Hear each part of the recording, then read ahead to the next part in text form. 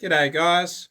Time for another fitness philosophy crossover episode. In this video, we're going to be getting deep into compound movements. We're going to try to get to the bottom of one of the fundamental questions in lifting. Why are compound lifts the best? There is actually a bit of a twist ending to this video, so make sure you stick around. In the end, I think this video will be helpful to you in understanding how and when to choose compound versus isolation exercises in your program. So let's get started. First of all, I like compound movements. They actually really do work very well. How many times have you heard that compound movements should be the backbone of your program? We all know they're the greatest, but why? I think the explanations we use for saying why they work don't really make any sense. So let's try to open this up by asking ourselves a question. Why don't we only do isolation exercises? There is a strong argument to be made for isolation exercises. In an isolation exercise, we create movement at a single joint in a single plane. So say our elbow. Because only a single joint is moving, we can set things up so that it's only acted on by a single muscle. This is unlike compound movements where multiple joints are moving and possibly moving through multiple planes. So that means that many muscles become involved in performing those compound movements. During an isolation exercise, we have full control. So we can safely take a muscle as close to failure or as far past failure as we want. We can do this in a way that naturally aligns with the strength curve of the joint. We can do it in a way that takes advantage of different joint positions for muscles. So that can allow us to focus on stimulating particular muscle heads. An example of that is overhead triceps extension. Basically, isolation exercises are great. They're clinical. It's easy to imagine making a program entirely out of isolation exercises. So we could just go to the gym and just hit isolation exercises and it would not leave any muscle groups untrained. For every muscle, there can be an effective isolation exercise. So there is a part of me which really understands this line of thinking and wants to make sure that every muscle gets hit from every angle. And if you start looking into this, you will learn so much about your body. Before I started lifting, I never had the opportunity to worry whether not doing some sort of knee extension would cause me to lose gains on my rectus femoris. Okay? This is the actual real reason that nerds were traditionally isolated from the gym. It was actually for our own benefit. So, okay, you've convinced me, right? I should just load up on isolation exercises and I'll never miss an angle. It's an intuitive argument. And yet, I still do a bunch of compound movements. Almost everybody does. Most big naturals will tell you to focus on them as well. Some people are basically zealots on this question. Compounds definitely work. In fact, they're probably more effective for building muscle than isolation exercises are. But why? What's the reason? I don't think it's necessary to prove that compounds are more effective than isolation exercises to continue with this video. I think it's interesting enough to ask why they're effective at all. So why do they work? Well, there are a few possible explanations. I have to be clear that the explanation is not that they are magical. Some people are absolutely feverishly enthused about compound lifts. They are really effective and it's difficult to explain why. So people get into magical thinking about it. No movement is magic. If it works, there has to be a reason. So let's try and get to the bottom of it. I'm going to talk about 4 candidate reasons. These are things that I've heard before in one place or another from people who are bullish on the barbell. I've listed them from easiest to hardest to discredit. So let's go through. Number 1, compound movements are effective because they recruit more muscles. I'm sure you've heard that. Compound movements are effective because you can use more weight. I'm sure you've heard that as well.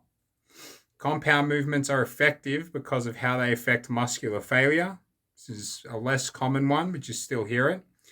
And fourth, compound movements are effective because of basically effects on the hormonal profile or the overall system, right?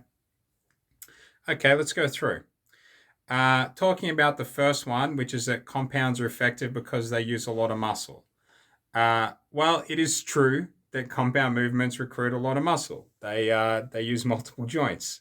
However, recruiting more muscles on its own does not mean that you're stimulating more muscles, okay?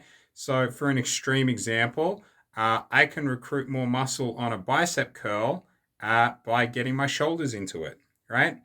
That would even make it a multi-joint exercise and therefore a compound movement. But obviously getting my shoulders involved isn't going to get me bigger biceps, and it certainly isn't going to give me those melon delts. Recruiting a muscle is not enough to make it grow. Recruited muscles need to pass a certain threshold of engagement in order to grow. My shoulder actually needs to put in some real work if it's going to grow, and certainly this isn't helpful to my biceps if my shoulders steal their chance to really push through the movement. So if it were true that just engaging muscles were enough, then the foundational lifts in everybody's workout plans would be Olympic lifts. Those are the lifts that engage the most muscle. But that's not how we're all training. We're not all doing Olympic lifts because engaging a muscle is not the same as stimulating it to grow. Okay, well, Jack, you might say, you're kind of arguing against a straw man. It's not that we're expecting to get massive carbs by doing barbell rows. It's just that compound movements are more efficient in terms of your time at the gym. I don't disagree. But what we're trying to achieve with our time in the gym is not a small recruitment of every muscle. That's not what you do when you go in there. The truth is that we don't go to the gym and do every single possible compound. We're not doing shoulder-assisted curls. We select particular compound lifts out of a large possible set of compound lifts, and the ones that we prefer to choose for muscle building are actually those that provide a high stimulus to a comparatively limited number of affected muscles. Those are the ones we choose. So out of all possible compound exercises, we're selecting the ones that use the least amount of muscle, right? Or engage the least amount of muscle. It stimulates a good chunk of muscle, but it's not just about engaging it.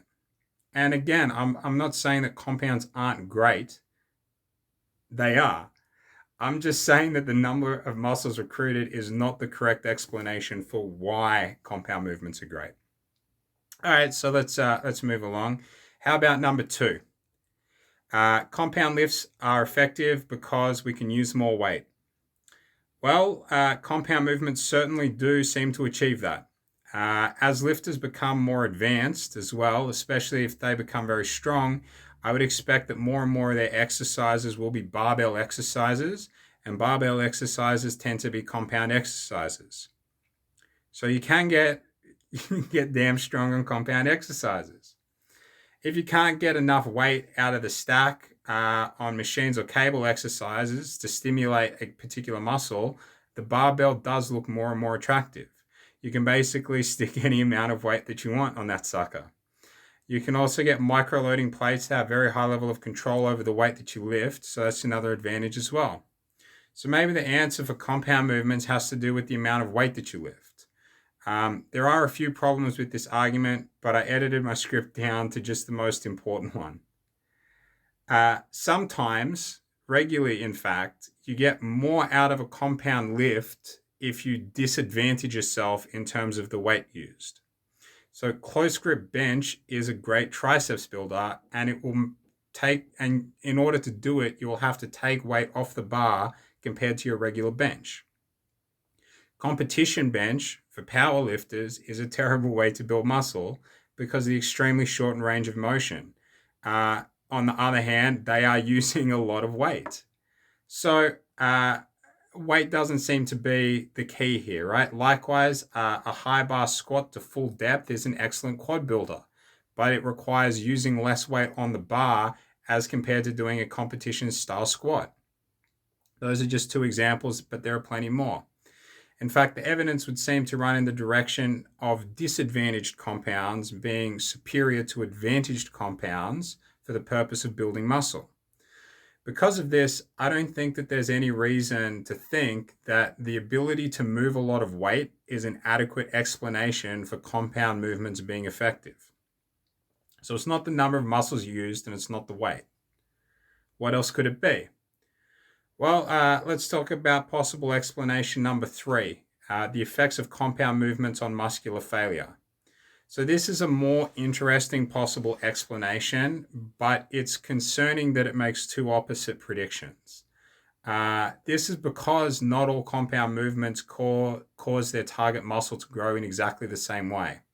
So to understand this, let's consider the conventional deadlift and the close grip bench. The deadlift is a great back builder. But when a deadlift rep fails, it's not usually due to the back muscles, but rather the glutes and hamstrings giving up. So deadlifts build the back without taking it to failure, okay? On the other hand, the close grip bench is an excellent tricep builder. When somebody fails a rep, it is going to be most likely due to triceps fatigue. And having said that, because of the pec's ability to contribute and to support the load, the triceps are able to push further into that fatigue than they would be able to on a set of, say, skull crushers. So deadlifts indirectly build muscle on the back, far from failure, and close grip bench directly builds the triceps close to or even beyond failure. So which is it? Is it because we're holding back from failure, or is it because we're pushing far into failure? And anyway, couldn't we just do one or both of those with our isolation exercises anyway? So what's what's going on there? All right, it's not going to be enough, just this explanation, to justify not building a program entirely out of isolation exercises. So at this point, I want to pause and reiterate that I'm not making an argument against compound movements. Deadlifts and close grip bench are certainly good mass builders. If you can do them, you should certainly consider doing them. I personally don't, but I do plenty of other compounds. My point is just that we don't really have, at least out of the explanations that we've looked at so far, a good explanation for the effectiveness of compound movements. Certainly not an explanation that would convince us that we shouldn't just be doing isolation exercises in the gym. Okay, well, let's take a look at the final argument and see if that's persuasive. Okay, the final argument is that compound movements are effective because they have a different impact than isolation movements do on the body as a whole, either due to hormonal reasons or some other mechanism. This is the hardest to argue against, in part because it's the closest to magical thinking. Basically, what this argument is saying is that compounds are good because of reasons unknown, right? It could be true, but at this level of resolution, it's not a scientific argument. There's no mechanism to argue against, right? There has been at least one prominent mechanism that's been proposed, which is that compound lifts elevate testosterone and or growth hormone. So we can talk about that. The issue with this as an explanation is that it's inconsistent. Looking at the science, it seems to be fairly random which exercises will cause these effects. We know that squats do it, but bench doesn't. And bench is a good compound movement. It's great for building mass. There may be some other systemic effect that is common to both squats and bench that we haven't measured yet. Well, maybe. But we haven't yet reached the level of analysis where we could call that a good explanation. So the idea that there's some mechanism which is in common across all the compound movements that's not in common across any of the isolation movements, yeah, it could be the case that explains the effectiveness of compound movements, but that's not really a good explanation, right? It's still at the level of being storytelling, basically. It's still at the level of being magical thinking. Okay. So, why isn't this going anywhere? As I was writing the script for this video, a sneaking suspicion began to creep into the back of my mind. Maybe these categories aren't good for the purposes that we're interested in, right? Compound, isolation movements. Maybe these aren't even good categories. All we're really doing when we describe a movement as being compound or isolation is counting the number of joints involved. If nobody ever mentioned this to us, that this was important, we might not even think to group exercises in this way on our own. There are some compound movements that are great for building muscle, and there are some compound movements which suck. On the other hand, there are isolation movements that are great for building muscle, that are almost mandatory, and there are isolation movements that are flat terrible, right? Why count movements as being isolation or compound as though that was something that we really cared about? I don't care about it. I don't think that you do either. What I care about is if a lift is good or not. I care if a lift builds muscle. Nobody's going to recommend Olympic lifting as the zenith of lifts for building muscle because it uses the most joints. And few would argue that preacher curls won't grow your biceps. It's up to us to evaluate exercises using more factors than just how many joints they use. We need to think our weak points and what we want to grow and select exercises that are appropriate to us to grow those muscles. That doesn't mean, however, that we're completely shooting blind, right? There are some common factors to the best exercises. It's just that the number of joints is not one of those criteria. So, welcome to the twist ending, okay? As foreshadowed. What makes for a good exercise?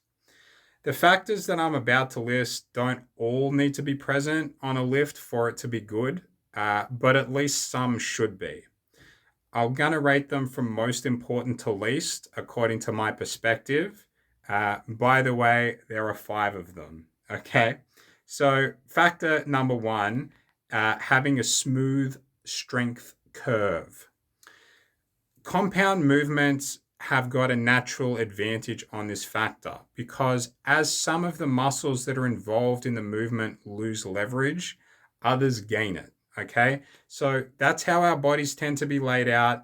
As the pecs give up, the triceps come to the party. So compound movements generally have got pretty smooth strength curves. For the isolation movements which are useless, this tends to be where they die. Strength curve is really the primary factor that separates good isolation exercises from the trash. When this factor goes wrong, it means that some parts of the movement are very easy and can be loaded heavily, and other parts of the movement are very hard and they need to be loaded light. So if an isolation movement has strength curve issues, it better have a lot of other factors going for it. Okay. That's factor number 1. Factor number 2, stability. This is another one where the canonized compound movements get it right. By canonized, I mean the compound movements that you can instantly recognize by name. They're highly stable. Stability is also a huge effect in the best isolation exercises.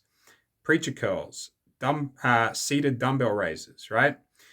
Stability can be a little bit hard to precisely pin down, but you can feel it, okay? So V-bar push downs feel more stable than doing like a cable tricep kickback, even though in both you're just standing in front of the cable, right? So trust your feeling on this one, guys. If you feel stable, you're good. Factor number 3 is stretch. Exercises where you really feel a good stretch in the extended position are few and far between. It's actually really hard, for example, to get a good stretch on the quads. When the stretch is present for an exercise, and especially if that exercise is also stable and has a good strength curve, you're looking at a possible S tier exercise, regardless of the number of joints involved. All right, factor number 4 is range of motion. This is also something that the big compound movements do well on, and almost all isolation exercises get right. A larger range of motion for an exercise is a positive indicator when the exercise is also stable. It's a much weaker exercise. It's a much weaker indicator if the exercise is poorly stabilized. So having a huge range of motion if you're unstable, it doesn't add up to a good exercise, right? So you can basically ignore this as a factor if there are issues with stability or with the strength curve. All right, last factor, factor number 5 is squeeze. If you can get a strong contraction in a muscle on an exercise, especially if that contraction is loaded, it's another good sign. This is, however, not the strongest indicator because sometimes a muscle is squeezed but not loaded. So you can think of your pecs during a dumbbell pullover. Although there's squeeze on them, they're not loaded. It does bode well in many other contexts, so that's why it's last on this list. All right, so wrapping all of this up. There are plenty of good compound exercises and there are plenty of good isolation exercises. I think it's plainly wrong to demonize or evangelize one category or another for the reasons that we've been over. I could do a similar analysis with barbell exercises or cable exercises or machine exercises.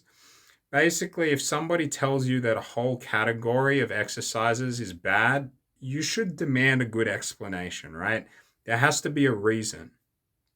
If all they can offer you sounds like magical thinking, it's probably best to leave that advice. Otherwise, when you're selecting exercises, just try to focus on selecting good exercises, good according to those 5 factors. Don't worry so much about how many joints they involve. Your gains will thank you. So for this video, I wrote a full script. It's the first time I've done that. So let me know what you think about this style of video down in the comments. I'm keen to hear from you. If you like the video, you can let me know by clicking the like button. If you like the way that I'm thinking about these things, you can click the subscribe button down there as well. There's going to be a lot more content coming out. And really, if there's anything at all else that you'd like to let me know about, comment section is the place to do that. All right, guys, that's a wrap for this one. So thanks for listening. I hope you had a great day, and I'll see you soon.